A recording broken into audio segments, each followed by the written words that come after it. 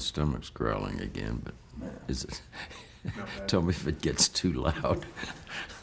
Okay. We've touched on several times in this interview about the brand name and how the integrity of that brand has continued to evolve over the years. Let's talk about the commercials. How are the commercials structured within the broadcast? How are they created? What kind of decisions are made for the commercials over the years? Well, we have felt the commercials should be something that adds to our experience, for the experience of an audience watching one of our shows. So we've worked very hard through the years to develop commercials that would be little stories of their own, that would indeed give meaning to our products, but also try to re-support the brand name. And through doing this through the years, and additionally through using less commercial time than we were allowed, we interrupted these shows less with less jarring interruptions and made the experience much smoother than is generally the case in movies for television.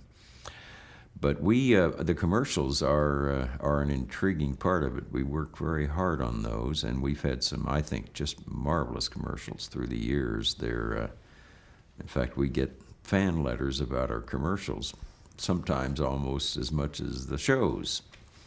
And that's nice to hear, because that means people are paying attention to them, look forward to them, don't take that opportunity to excuse themselves. They sit and watch them and remember them.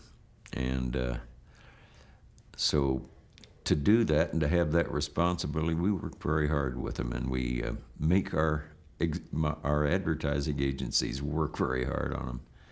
And all of us in management at Hallmark are very critical if they're not done well.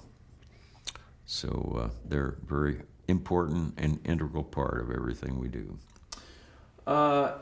Do the commercials reflect at all sometimes the theme of the Hall of Fame program?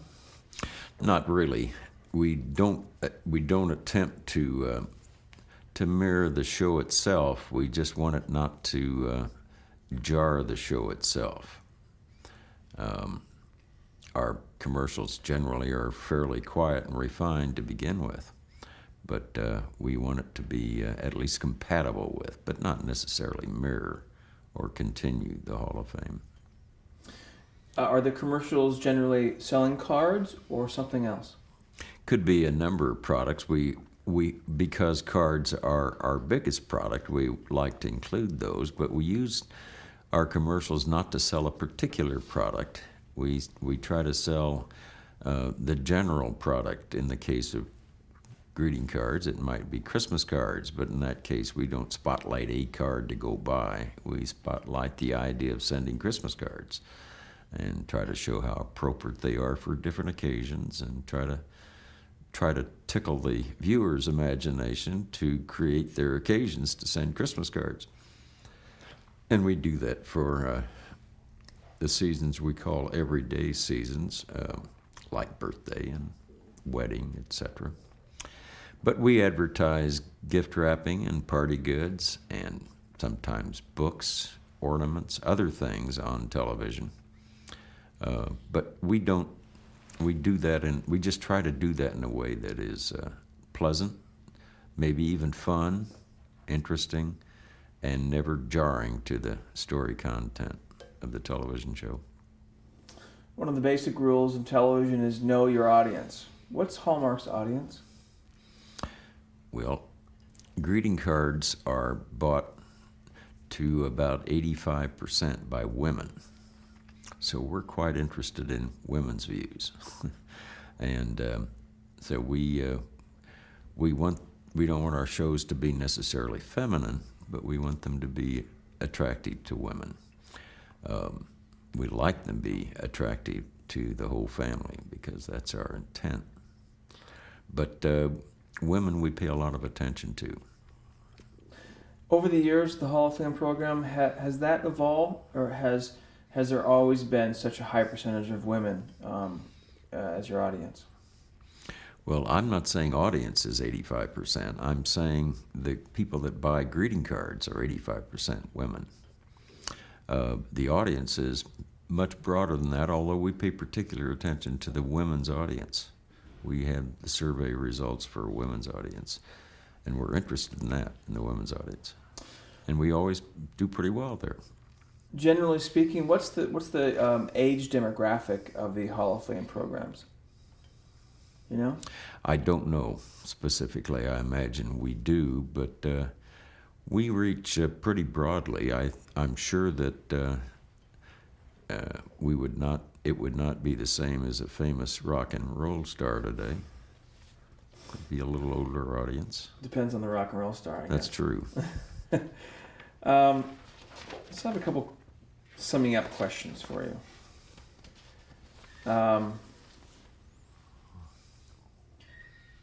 What's coming up on the horizon for Hall of Fame? That's Buddy, if anyone's listening. The family dog. That is Buddy.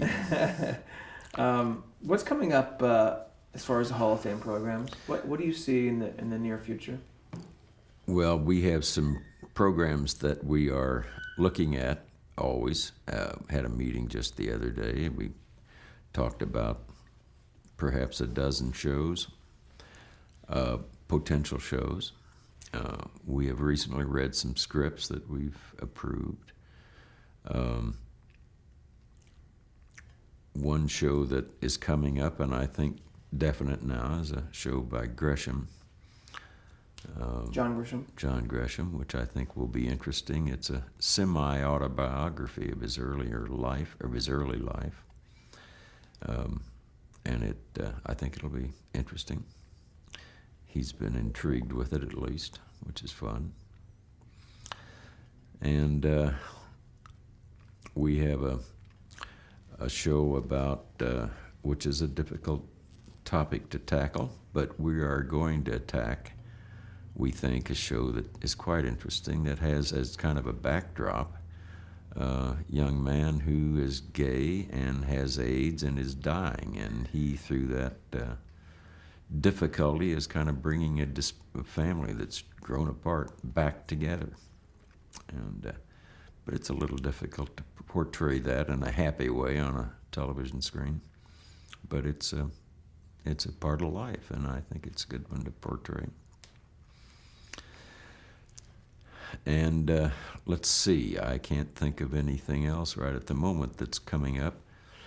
Oh, we have a marvelous show coming up soon that's called The Locket, and it is about a woman dying in a hospital and the romance of a gentleman nurse, or that's not his title, but he takes care of people in the hospital anyway, and a nurse that he's in love with, and the person with the locket passing away brings the two of them together, in effect, with her wise words and wonderful way.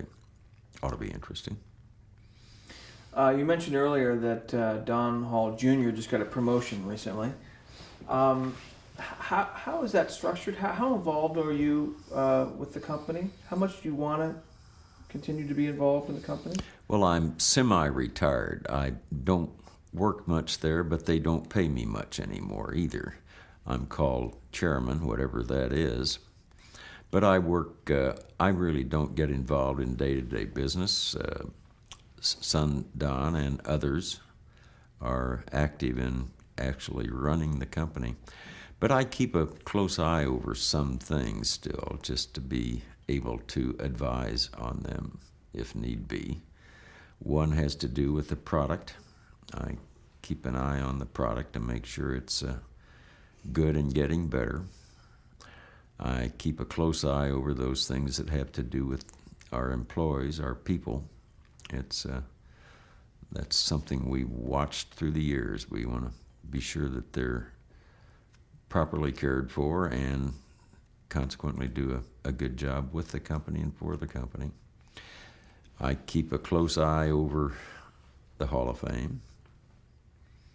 and just generally, only generally, how the company is doing.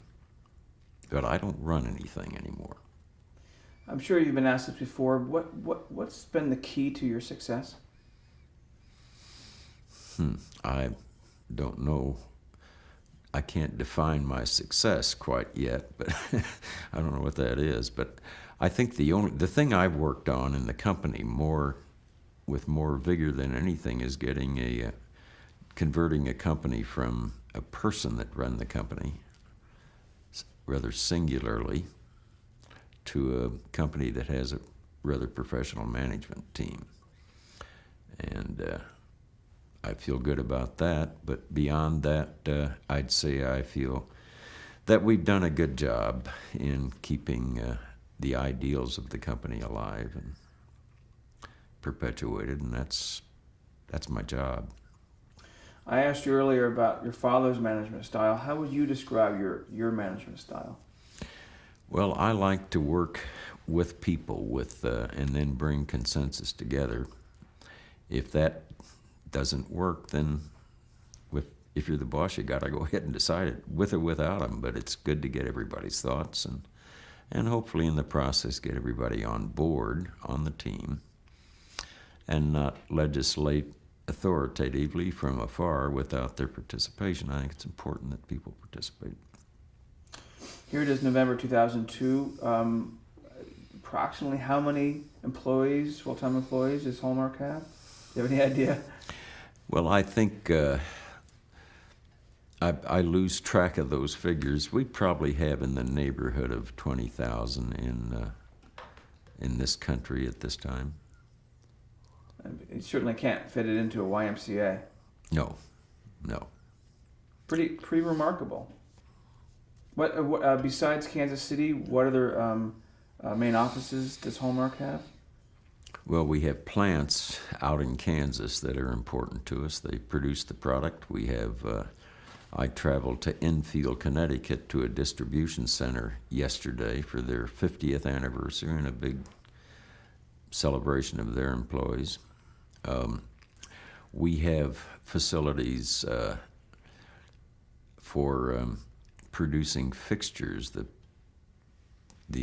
fixtures we place greeting cards and other products in the stores, which is a pretty giant furniture operation all on its own. We have plants in Metamora, Illinois, and down in Texas for that operation. We have some operations in some foreign countries, a large one in Canada that almost mirrors what we do here.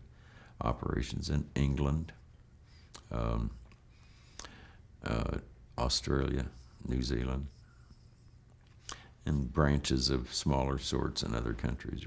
We're in about 102 or 3 countries, I think. How important is it for your family, your children, to continue to be directly involved in the company?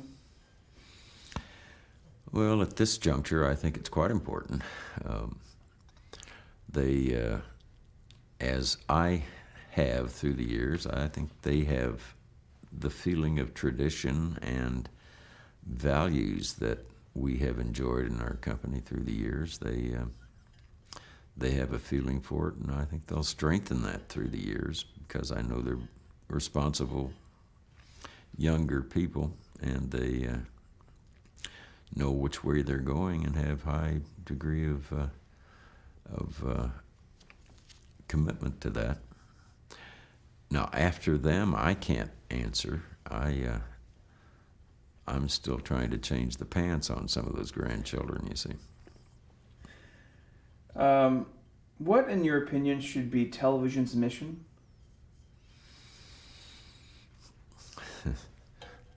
Well, I'm afraid television generally has at times lost their mission entirely.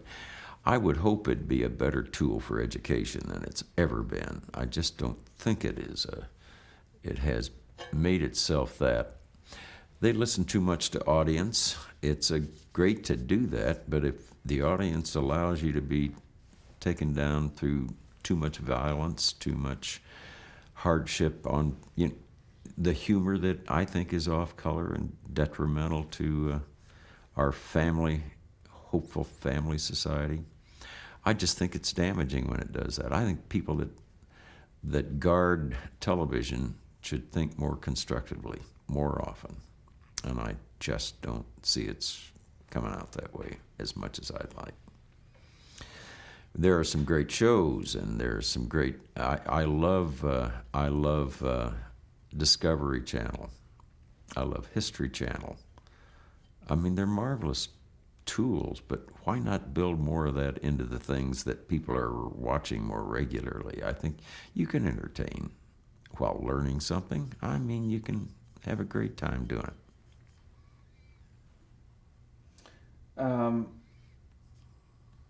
If you had to pick one, what do you think your most important decision regarding the Hall of Fame programs has been?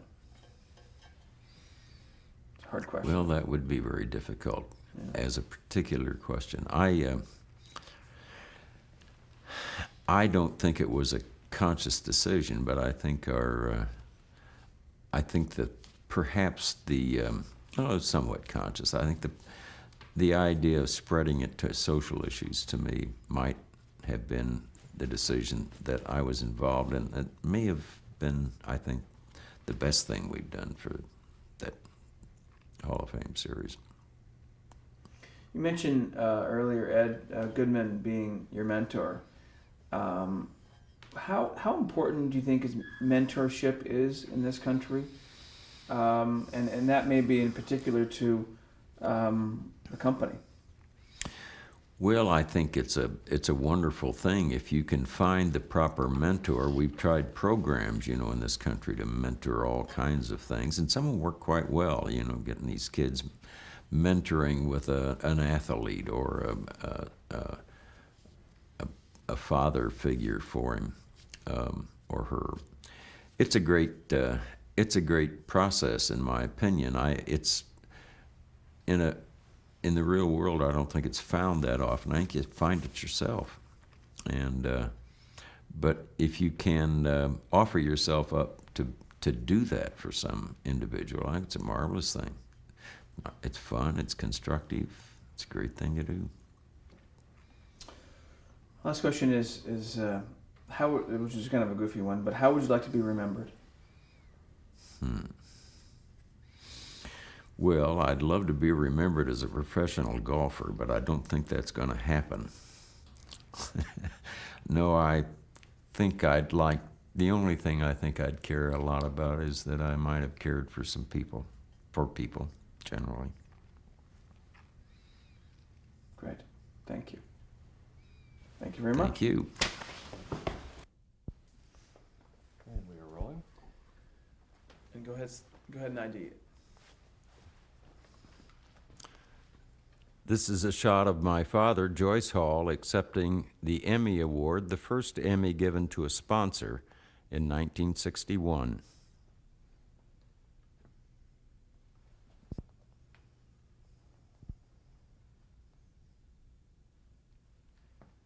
You can tell from that photo that Glenn is really stuck on me, can't you? Mm-hmm. I also noticed the Irv's in the very back. That's right. He was the one I argued. This is a shot of the time that I had the honor of accepting the Governor's Award in 1982.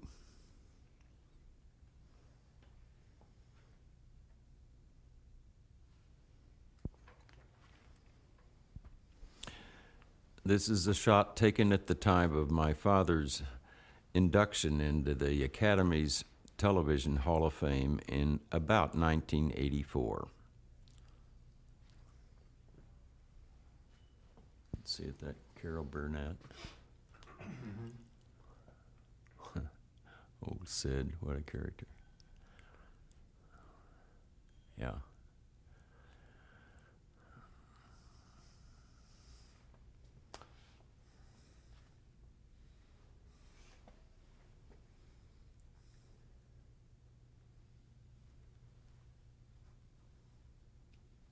How about Milton Berle? He was certainly inducted.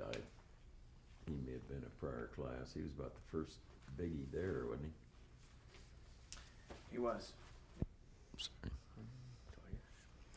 This is a shot of my acceptance of the award at the Emmy presentations in 1982.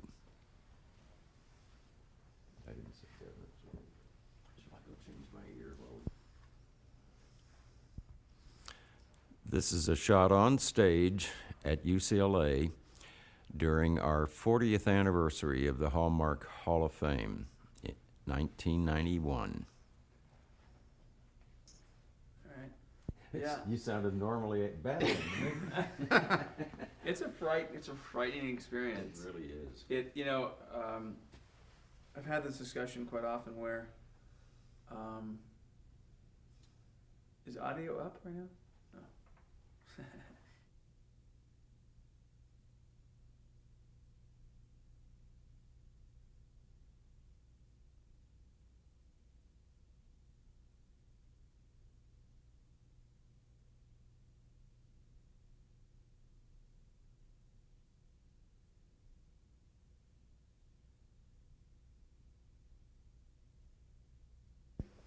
Yes, 40th.